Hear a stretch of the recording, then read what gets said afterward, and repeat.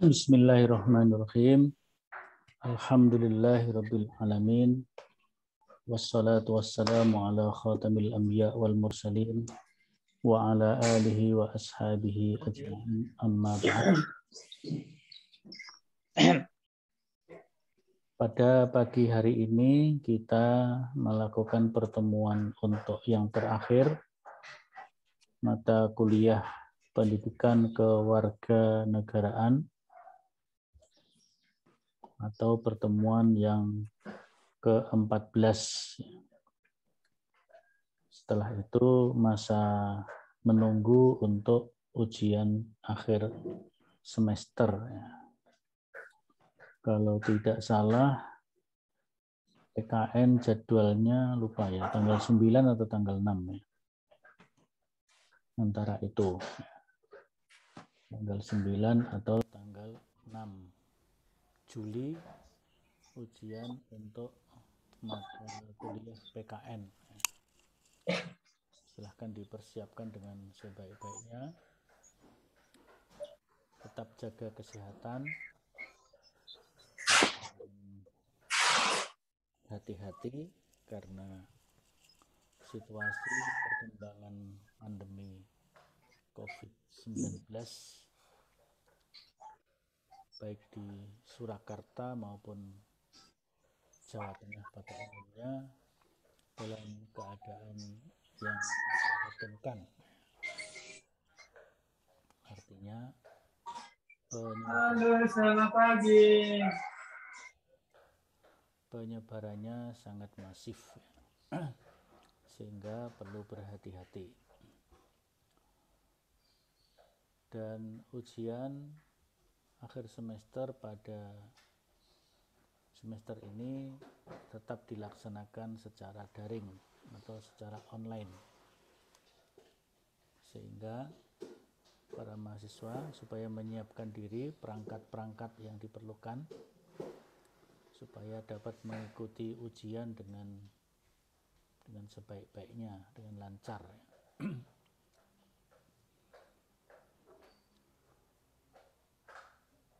Sebenarnya perkuliahan hari ini masih ada satu materi terakhir, tetapi saya kira bisa dicukupkan saja dengan materi yang lalu yang saudara membuat infografis dengan membaca dua bab 4 dan bab 5 dari fikih anti korupsi. Apaan Ustaz? Nggak kedengaran Ustaz. Suara antum kecil Ustaz. Bentar ya.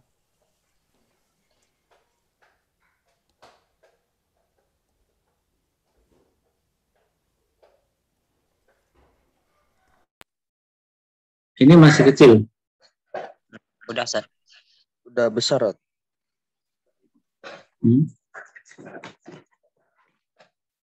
Sebentar. Sekarang bagaimana? Sudah Ustaz. Sekarang jelas apa enggak? Jelas.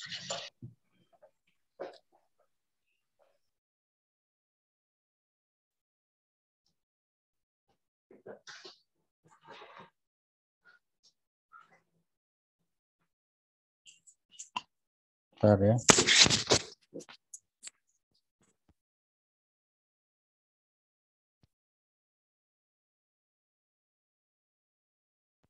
Gimana suara bisa didengar? Bisa Ustaz. Ustaz. Baik, kita lanjutkan ya. Jadi perkuliahan yang materi yang terakhir tentang pendidikan anti korupsi, fikih anti korupsi yang diterbitkan oleh Majelis Tarjih, saya kira sudah komprehensif ya, apalagi dengan perspektif Islam ya, karena itu fikih ya. Jadi bagaimana seorang Muslim menyikapi perkembangan korupsi yang ada di masyarakat. Majelis Tarjih sudah memberikan pokok-pokok pikiran pemahaman dan juga tindakan yang harus dilakukan oleh seorang muslim. Ya, sifatnya ini edukasi. Ya. Fikih anti korupsi sifatnya edukasi. Begitu juga pendidikan integritas anti korupsi yang ada di dalam PKN untuk perguruan tinggi juga sifatnya edukatif. Ya. Nah, kalau itu sifatnya edukatif, ya tinggal nanti prakteknya adalah bagaimana para lulusan perguruan tinggi bisa menjadi pelopor pemberantasan atau paling tidak istilahnya Pak Busro Muqaddas itu adalah mengurangi, tidak bisa membersihkan, tetapi mengurangi itu sudah bagus. Itu kata Pak Busro Muqaddas, Ketua PP Muhammadiyah, yang pernah menjadi Ketua KPK dan pernah juga menjadi pimpinan KPK. Nah, ya, pernah menjadi ketua, kemudian setelah terjadi pergantian pimpinan, beliau menjadi anggota pimpinan KPK atau wakil ketua.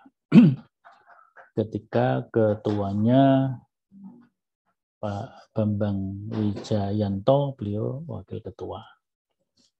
Ketika sebelumnya beliau sebagai ketua, Pak Bambang sebagai wakil. Jadi kemudian ketika Abraham Samad juga begitu. Ya, artinya beliau yang berpengalaman sebagai seorang pimpinan KPK tidak memiliki pretensi bahwa Komisi Pemberantasan Korupsi itu betul-betul memberantas habis korupsi, tidak. Tetapi paling tidak mengurangi. Itu yang dilakukan oleh Pak Busro Muqaddas bersama pimpinan KPK yang lainnya. Nah, kalau yang ditulis oleh tim Majelis Tarjih itu sifatnya adalah edukasi, seperti juga yang ada di dalam buku Kewarganegaraan untuk perguruan tinggi.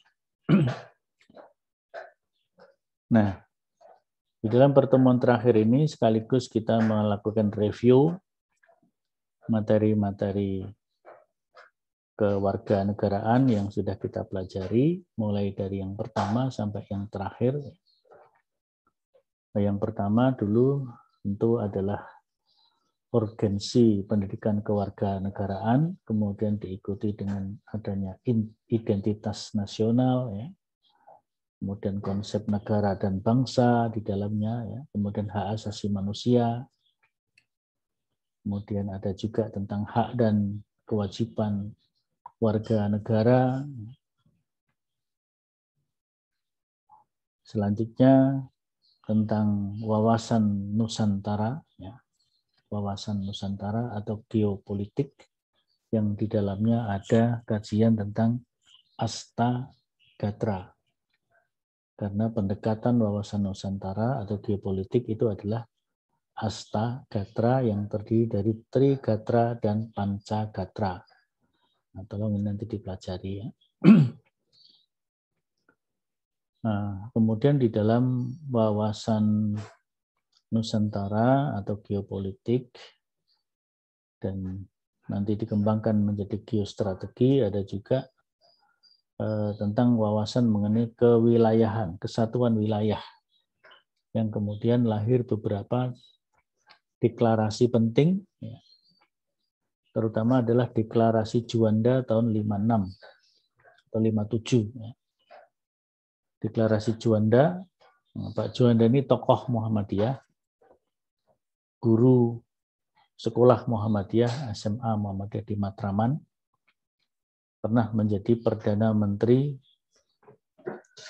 Republik Indonesia pada zaman Bung Karno sebagai presiden, pernah jadi menteri. Kemudian beliau yang paling terkenal adalah keluarnya deklarasi Juanda yang menyatakan bahwa air laut di sela-sela kepulauan Indonesia merupakan penghubung. Sehingga wilayah lautan yang ada di sela-sela kepulauan itu menjadi kesatuan wilayah Indonesia. Sebelumnya tidak. Ketika belum ada deklarasi itu, ya lautan seperti pemisah, bukan penghubung. Sehingga lautan menjadi area bebas, kapal-kapal asing boleh masuk, berebut mencari kekayaan alam, dan juga berebut air laut itu menjadi lalu lintas, ya. Menjadi jalan lalu lintas laut. Nah, dengan deklarasi Juanda kemudian diakui oleh dunia, maka seluruh wilayah lautan yang ada di sela-sela kepulauan dalam lingkar wilayah Indonesia, maka itu adalah bagian yang tak terpisahkan dari wilayah Indonesia. Satu kesatuan. Ini efeknya sangat signifikan, ya, bagi pertahanan dan ketahanan negara Republik Indonesia. Sehingga kapal-kapal asing tidak mudah, tidak sembarangan masuk ke wilayah-wilayah air laut tersebut. Nah, itu deklarasi Juanda. Ditambah lagi di deklarasi Landas Kontinen tahun 60-an, ya, 63 atau berapa itu. Tidak hanya air laut yang menjadi wilayah, tapi seluruh kekayaan yang ada di dalam lautan, bahkan ke dasar laut, itu adalah milik bangsa Indonesia. Kemudian pada masa Presiden Soeharto, ada Menteri Luar Negeri yang sangat terkenal, yaitu Profesor Mochtar Kusuma Atmaja. Beliau melahirkan apa yang disebut dengan zona ekonomi eksklusif. Kalau dulu sebelumnya batas laut yang menjadi bagian dari wilayah Indonesia adalah 12 mil. 12 mil dari pantai, ya. Kemudian dengan zona ekonomi eksklusif itu menjadi 200 mil, ya. 200 mil. Ya. Meskipun dalam wilayah 200 mil itu ada bagian tertentu yang menjadi laut bebas, tetapi dia juga sekaligus sebagai bagian dari zona ekonomi eksklusif Indonesia. Artinya wilayah lautannya, kekayaannya bisa menjadi bagian dari kekayaan Indonesia. Nah, itu saya kira efeknya sangat bagus, ya. Deklarasi Juanda, deklarasi Landas Kontinen, kemudian zona ekonomi eksklusif yang dibuat oleh Pak Mochtar Kusuma Atmaja, Profesor Mochtar Kusuma Atmaja. Kemudian juga adanya ALKI 1, ALKI 2, ALKI 3. Air laut kawasan Indonesia 1, artinya waktu Indonesia bagian barat atau wilayah barat, ALKI 2 wilayah tengah, ALKI 3 wilayah timur. Ya. Nah, ini perlu dipelajari juga sebagai wawasan kita, sebagai bagian dari warga negara Republik Indonesia yang baik. Nah, kemudian di dalam menghadapi kesatuan wilayah, ya, ketahanan nasional itu ya tidak aman-aman saja, karena ada yang disebut dengan ATHG, ancaman, tantangan, hambatan, dan gangguan. Oleh karena itu, adanya ATHG mengharuskan program dari bagian dari ketahanan nasional adalah bela negara. Warga negara memiliki kewajiban untuk membela negara sesuai dengan proporsinya. Maka ada bela negara secara fisik, militer, ada bela negara non-militer. Bela negara fisik, militer berarti seluruh rakyat harus terlatih untuk menghadapi ancaman militer dari pihak luar. Tapi yang non militer ya kita menjadi warga negara yang baik. Perguruan tinggi mengedukasi untuk kecintaan kepada tanah air itu merupakan bagian bela negara secara non militer atau non fisik. Nah, disitulah maka kemudian ada kewajiban dan hak warga negara Republik Indonesia.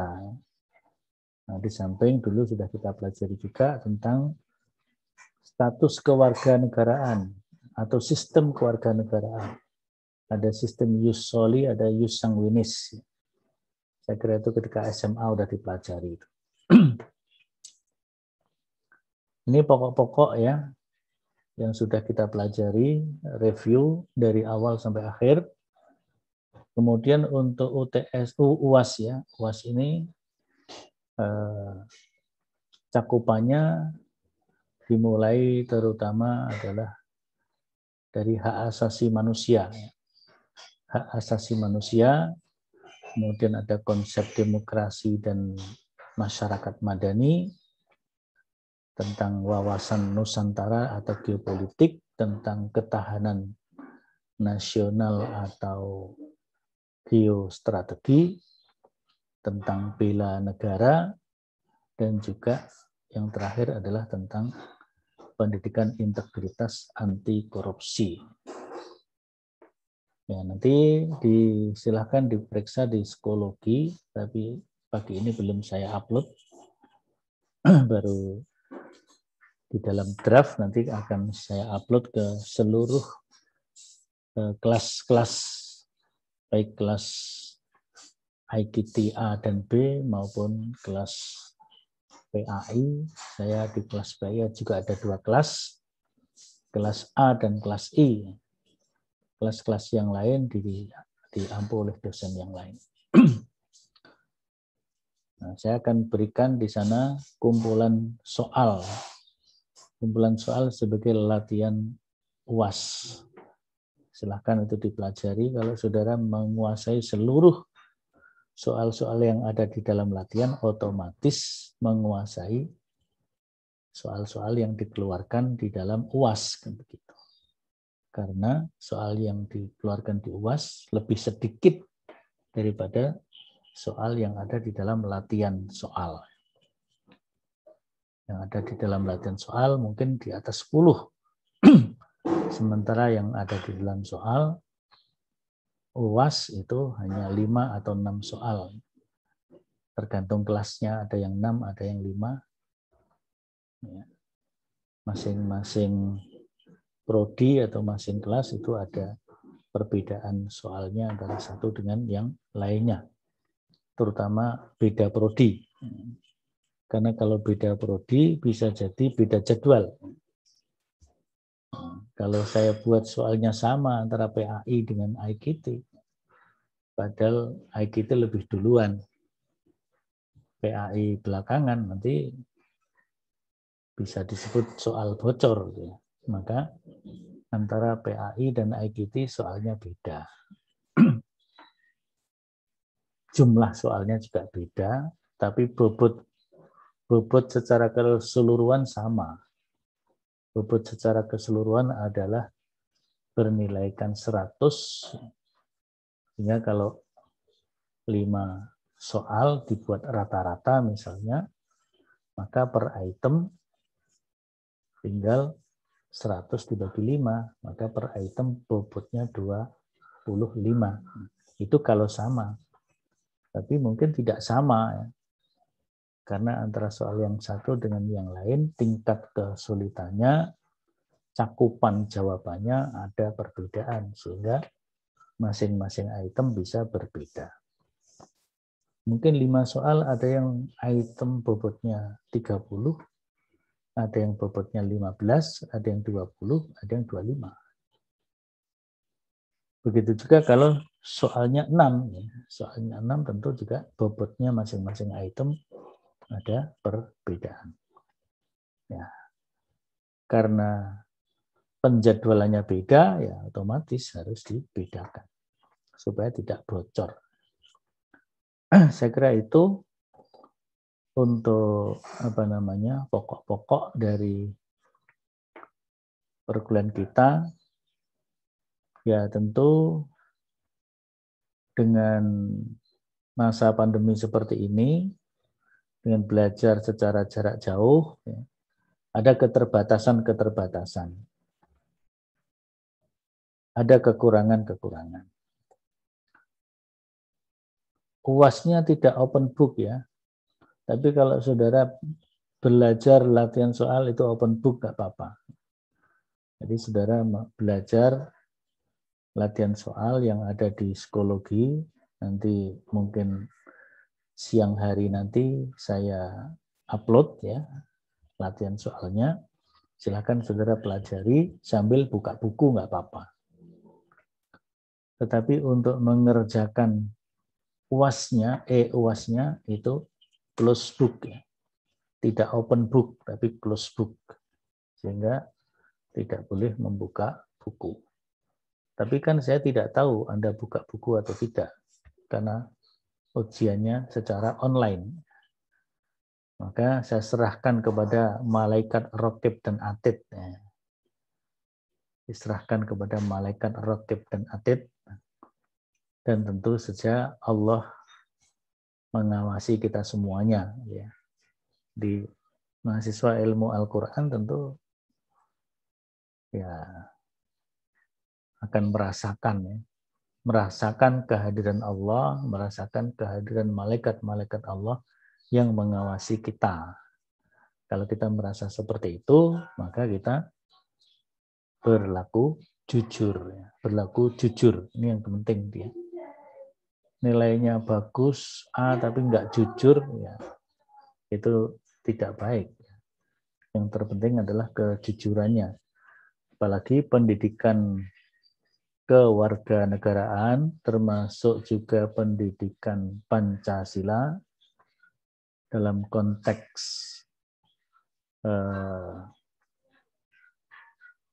kebangsaan itu adalah pendidikan moral. Pendidikan kepribadian dan pendidikan moral. Sehingga dulu pada zaman Pak Harto namanya PMP, Pendidikan Moral Pancasila. Karena memang ini pendidikan moral bangsa, etika bangsa. Tapi sebagai seorang muslim tentu pendidikan moral bangsa itu akan diperkuat dengan akhlak. Ya. Pendidikan akhlak atau al-akhlak al-karimah. Di mana Islam Rasulullah SAW diutus secara khusus liutammima makarimal akhlak. Kalau hadis yang sahih itu liutammima sholihal akhlak. Ya, saya kira itu saja karena ada yang izin live karena kuotanya limit ya. Ya, saya kira ini nggak usah diperpanjang. Nanti latihan soalnya segera saya upload di psikologi nanti di pertemuan ke-14 ya, pertemuan ke-14. Silakan itu sebagai bahan untuk latihan belajar. Open book boleh itu kalau belajar itu ya.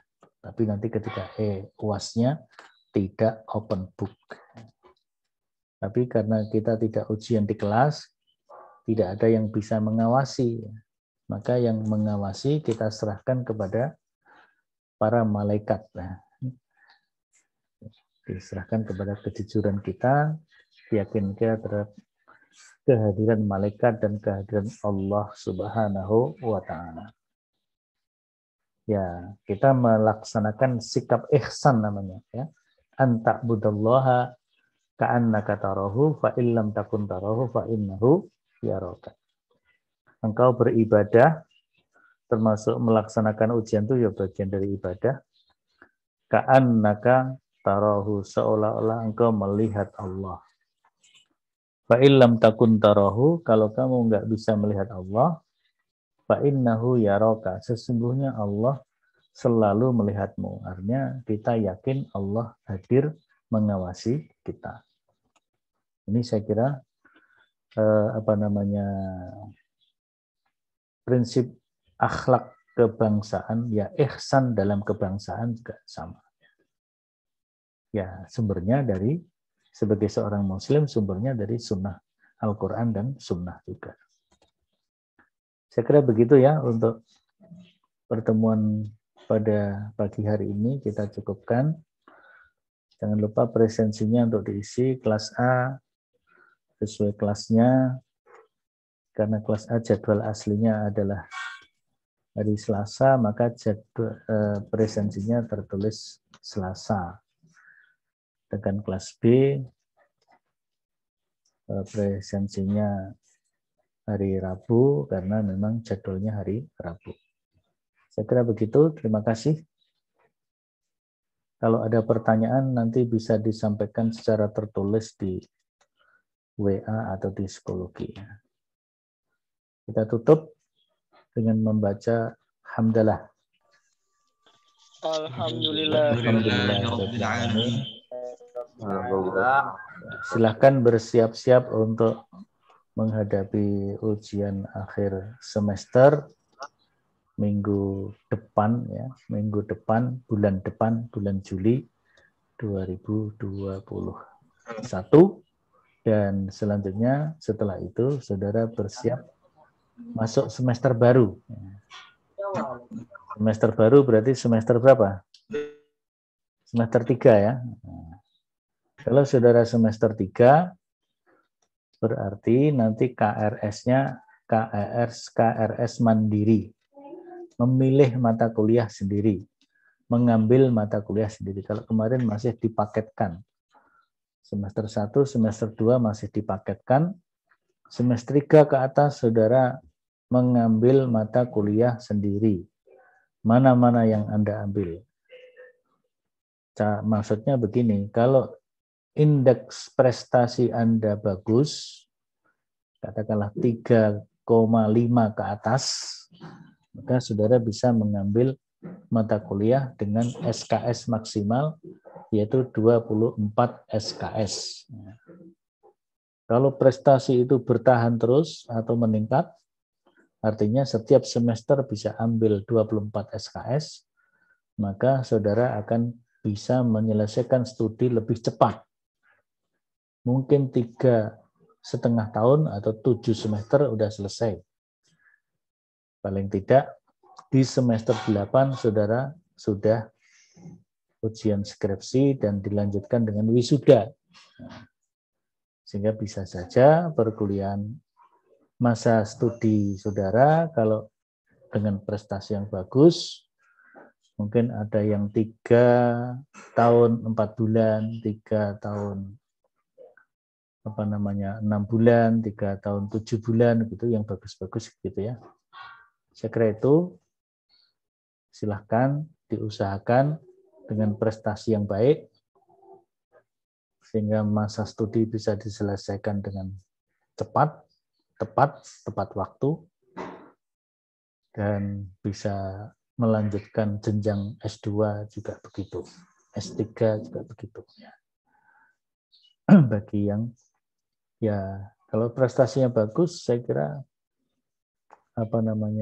peluang-peluang beasiswa akan didapatkan, berbagai macam peluang beasiswa. Baik, demikian. Terima kasih. Assalamualaikum warahmatullahi wabarakatuh. Waalaikumsalam warahmatullahi wabarakatuh. Jazakallah Ustaz. Waalaikumsalam.